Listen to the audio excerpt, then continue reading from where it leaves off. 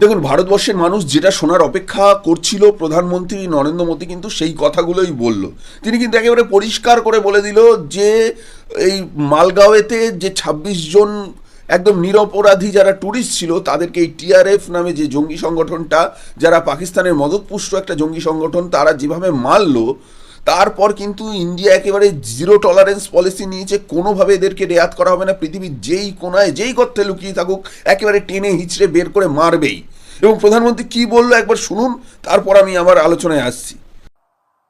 ये हमला सिर्फ निहत्थे पर्यटकों पर नहीं हुआ है,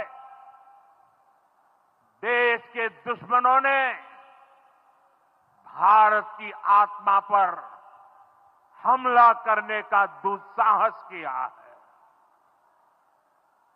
मैं बहुत स्पष्ट शब्दों में कहना चाहता हूं, जिन्होंने ये हमला किया है उन आतंकियों को और इस हमले की साजिश रचने वालों को उनकी कल्पना से भी बड़ी सजा मिलेगी, सजा मिलकर के रहेगी।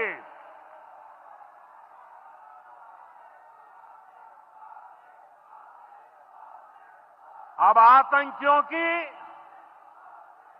बची खुची जमीन को भी मिट्टी में मिलाने का समय आ गया है।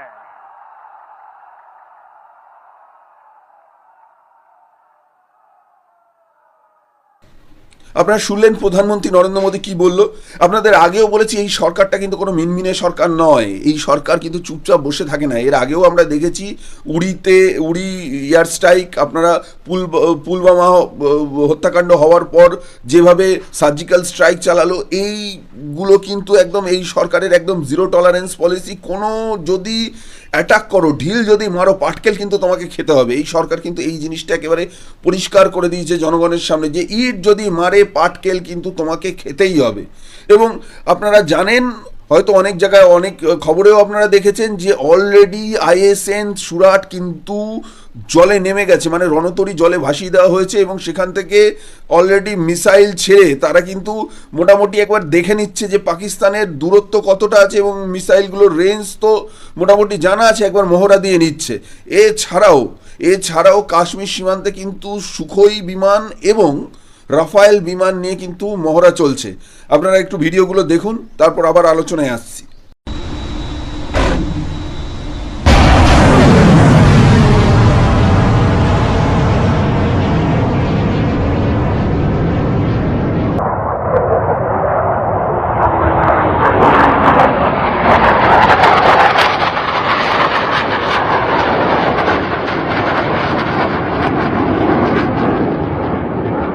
আপনারা দেখলেন তো কিভাবে মহড়া চলছে।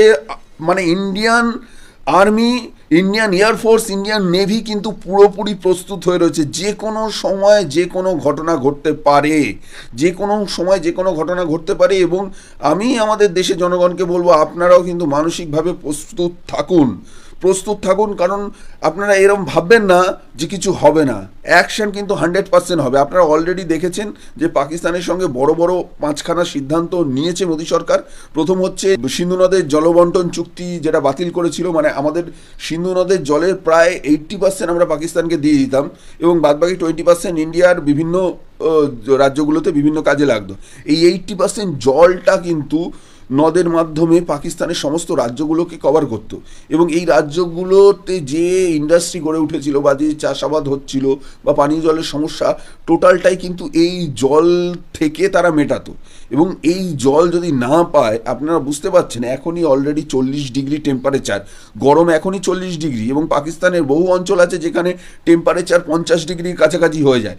এই জল যদি না পায় তাহলে তো ম্যাক্সিমাম জায়গা শুকিয়ে যাবে, একদম শুকিয়ে কাঠ হয়ে যাবে, চাষাবাদ হবে না, সেখানকার ইন্ডাস্ট্রি বন্ধ হয়ে যাবে, পানীয় জলের সমস্যা মেটাতে পারবে না, মানে এমনিই তো শেষ হয়ে যাবে। এবং এই জল চুক্তি বন্ধ হওয়ার কারণে কিন্তু একেবারে শাবাশ শরীফ বিরাটভাবে রেগে গেছে। কিন্তু ইন্ডিয়া বলছে তোমাদের আমরা কেয়ার করি না, কারণ তোমরা যা ঘটনা ঘটিয়েছো তার বিরুদ্ধে যে অ্যাকশন নেওয়া উচিত সেটাই দরকার। সেকেন্ড একটা বড় অ্যাকশন নিলে আপনারা সবাই জানেন, যত ভিসা ছিল, ট্যুরিস্ট ভিসা ছিল, স্টুডেন্ট ভিসা ছিল, চিকিৎসার ক্ষেত্রে যারা ভিসা নিয়ে এসেছিল, প্রত্যেকটা ভিসা কিন্তু বাতিল করে দিয়েছে। প্রত্যেকটা ভিসা, কোনো দরকার নেই, আপনার দেশের কোনো নাগরিককে আসতে হবে না। কখনো স্টুডেন্ট সেজে আসবেন, এসে বোম মেরে যাবেন, কখনো ওই রোগী সেজে এসে চিকিৎসা করাতে এসে বোম মেরে যাবেন, কখনো ট্যুরিস্ট সেজে এসে বোম মেরে যাবেন। আপনার কোনো আসার দরকার নেই, আপনার কোনো আসার দরকার নেই, আপনার দেশের কোনো নাগরিকের আসার দরকার নেই। এদিকে জানেন আটারি বর্ডারটাও সিজ করে দিয়েছে। আটারি বর্ডারে কী হতো, ওই 26 তারিখ প্রজাতন্ত্র দিবসের দিন, তারপর 15ই আগস্ট কিংবা পাকিস্তানের স্বাধীনতা দিবসের দিন দেখবেন ওইখানে ওই প্যারেড হতো, তারপর আর্মিরা গিয়ে একদম গ্র্যান্ড স্যালুট দিত, প্যারেড করে দেখাতো, বিভিন্ন রকম দেখানো হতো। তো এইসব নাটকের কোনো দরকার নেই।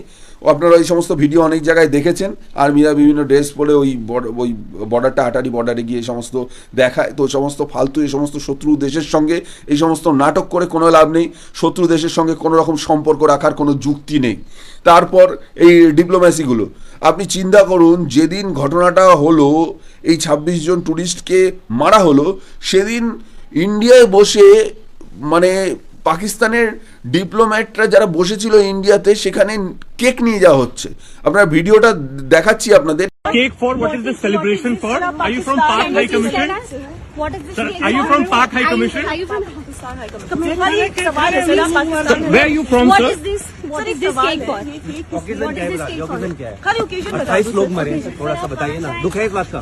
What is this? आप कहाँ से आए हैं? Where are you from? आप बता दीजिए सर, कहाँ से हैं आप? दुख है इस बात का। কেক নিয়ে যাওয়া হচ্ছে, কেক কেটে সেলিব্রেশন হবে। কিসের সেলিব্রেশন হবে ভাই? কার জন্মদিন, কার অন্নপ্রাশন, কার কোনো বিবাহবার্ষিকী চলছে নাকি? কেক নিয়ে যাচ্ছে। এবং সাংবাদিকরা যখন ঘিরে ধরেছে, ভাই কিসের জন্য কেক নিয়ে যাচ্ছ, কি কারণে কাটবে, কিসের সেলিব্রেশন, ভয় পেয়ে গেছে। ভয় পেয়ে আর কোনো কথা বলছে না। তার মানে এই 26 জনকে মারার পর এরা কেক কেটে সেলিব্রেট করতে গেছিল। তো সেই রকম ডিপ্লোম্যাসির দরকার নেই, হাঁটাও এখান থেকে, হাঁটাও, হাঁটিয়ে পাকিস্তানে পাঠিয়ে দাও, পাকিস্তানে পাঠিয়ে দাও, আমাদের ইন্ডিয়ায় থাকার দরকার নেই। তো সেই রকমই করেছে, এদেরকে বলে যে তোমরা হাঁটাও, এখান থেকে হাঁটো, তোমাদের কোনো প্রয়োজন নেই, পাকিস্তানে যাও। তো পাকিস্তানে পাঠিয়ে দিয়েছে। তো এই রকম যে ধার অলরেডি সিদ্ধান্তগুলো নিয়েছে, এবং আপনারা দেখেছেন, মানে এই গভর্নমেন্ট কিন্তু ছাড়ে না। এ কিন্তু অনেকটা ওই, মানে তুমি যদি ছবল মেরেছো, ডান্ডার বাড়ি খেয়ে তোমার কোমর কিন্তু ভাঙবেই, তুমি যে হরিদাস পাল হও। এবং অলরেডি দেখবেন এই G20 সামিটে যে সমস্ত দেশগুলো ছিল, সেই সমস্ত দেশের প্রতিনিধিদের মোদী সরকার কিন্তু পুরো বিষয়টা বুঝিয়ে বলেছে, এবং তাদের কিন্তু পুরো ঘটনাটা বলার পর কি করতে চলেছে সেটাও কিন্তু পরিষ্কার করে দিয়েছে, কি অ্যাকশন নিতে চলেছে সেটাও কিন্তু পরিষ্কার করে দিয়েছে। এবং 20টা দেশ কিন্তু পাশে রয়েছে। রাশিয়া অলরেডি পাশে ছিল, আপনারা জানেন, রাশিয়া বরাবরই আমাদের বন্ধু রাষ্ট্র। এদিকে ইসরায়েলও অলরেডি আমাদের পাশে আছে, ইসরায়েলও আমাদের বন্ধু রাষ্ট্র। আমেরিকা পাশে রয়েছে, আমেরিকা মোদিজির সঙ্গে খুব ভালো সম্পর্ক, আলাদা ঘনিষ্ঠতা আছে। এবং এছাড়াও আপনার চীনকে নিয়ে একটু টেনশন ছিল, চীন কিন্তু টুইট করে সমর্থন করে দিয়েছে। সুতরাং সব শক্তিশালী দেশগুলোই পাশে আছে, আর অ্যাকশান নিতে কোনো ভয় নেই। অ্যাকশান হবে এবং অ্যাকশান হতে চলেছে, খালি সময়ের অপেক্ষা। তো এই ছিল আজকের প্রতিবেদন। ভালো থাকবেন, সুস্থ থাকবেন, এই চ্যানেলের সঙ্গে জুড়ে থাকবেন, এবং কমেন্ট করে আপনাদের মতামত জানাবেন, আমার ভিডিও সম্পর্কে মতামতগুলো জানাবেন, এবং পাকিস্তানের এগেনস্টে অ্যাকশান কতটা নেওয়া উচিত, কিভাবে নেওয়া উচিত, আপনাদের মূল্যবান মতামত জানার অপেক্ষায় রইলাম।